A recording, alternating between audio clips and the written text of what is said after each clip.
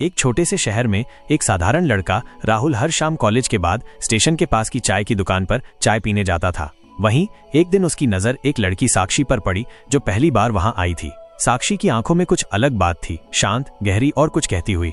राहुल की हिम्मत नहीं हुई कि वो उससे बात करे, लेकिन अगली शाम वो फिर आई।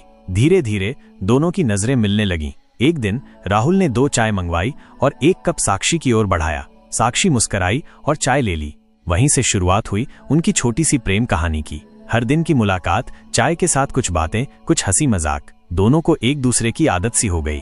एक दिन बारिश हो रही थी। साक्षी भीगी हुई दुकान पर पहुंची और कांप रही थी। राहुल ने अपना जैकेट उसे दे दिया। उस दिन साक्षी की आंखों में कुछ खास था, शायद भरोसा। कुछ हफ्तों बाद राहुल ने उसे वही चाय की दुकान पर एक कागज पर लिखा एक छोटा सा नोट दिया, अगर तुम भी मुझे चाहती हो तो कल चाय मेरी तरफ से। अगले दिन साक्षी पहले से मौजूद थी और उसके हाथ में 2 चाय के कप थे।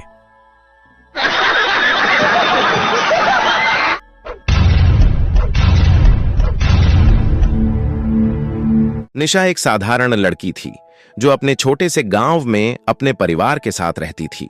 वह बहुत मेहनती थी और अपने माँ बाप का हाथ बटाने के लिए दिन रात काम करती थी। एक दिन गांव में एक बड़ी चोरी हो गई। गांव के सबसे अमीर आदमी लाला जी के घर से गहने और नकदी गायब हो गए थे। पुलिस गांव पहुंची और जांच शुरू हुई। निशा उस दिन लाला जी के घर के पास से गुजरी थी और कुछ लोगों ने उसे वहां देखा था। बस इसी बात पर पुलिस को शक हो गया। निशा को पुलिस स्टेशन बुलाया गया। वह बहुत घबराई हुई थी क्योंकि उसने कभी सोचा भी नहीं था कि उसे पुलिस स्टेशन जाना पड़ेगा। थाने में इंस्पेक्टर ने उससे कड़े सवाल पूछे।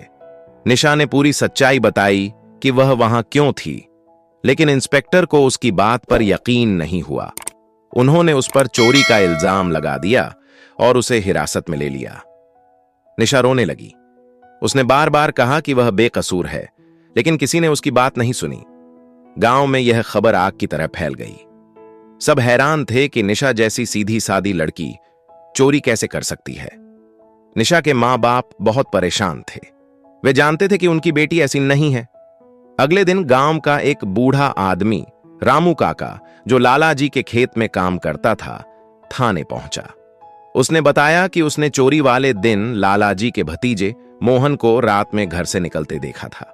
मोहन जुआ खेलता था और उस पर बहुत कर्जा था। पुलिस ने मोहन को पकड़ा और पूछताछ की। पहले तो उसने इनकार किया, लेकिन जब पुलिस ने सबूत दिखाए तो उसने अपना जुर्म कबूल कर लिया।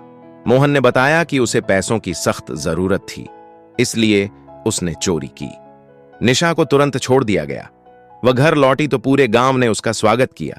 सबने अपनी गलती मानी और निशा से माफी मांगी। निशा ने राहत की सांस ली। उसने सीखा कि कभी कभी बेकसूर होने पर भी इंसान मुश्किल में पड़ सकता है, लेकिन सच हमेशा सामने आता है।